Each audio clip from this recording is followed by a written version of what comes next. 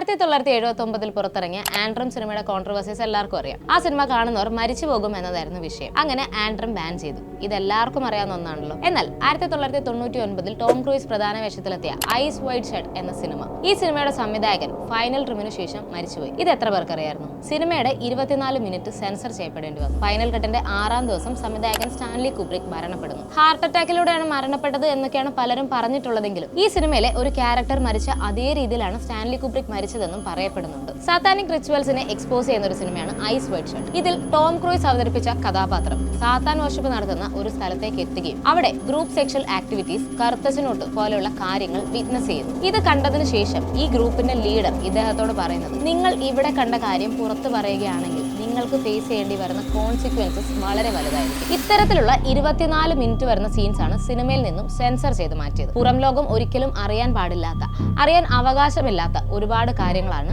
Stanley കുബ്രിക് ice wide shut എന്ന സിനിമയിലൂടെ കാണിച്ചത്. ഈ സീക്രട്ട് സൊസൈറ്റിയെ എക്സ്പോസ് ചെയ്തതിന്റെ പരിമിത ഫലമായിരുന്നു അദ്ദേഹത്തിന്റെ മരണം. ഈ സെൻസർ ചെയ്ത ഭാഗം ഇപ്പോഴും ഡാർക്ക് വെബിൽ ഉണ്ടെന്നാണ് പറയപ്പെടുന്നത്. US ഗവൺമെന്റിന്റെ അണ്ടറിൽ വരുന്ന പല കാര്യങ്ങളും സ്റ്റാൻലി കുബ്രിക് തന്റെ സിനിമയിലൂടെ എക്സ്പോസ് ചെയ്യാൻ ശ്രമിച്ചിട്ടുണ്ട്. ഇതൊക്കെ അദ്ദേഹത്തിന്റെ മരണകാരണം ആയിരിക്കുമോ?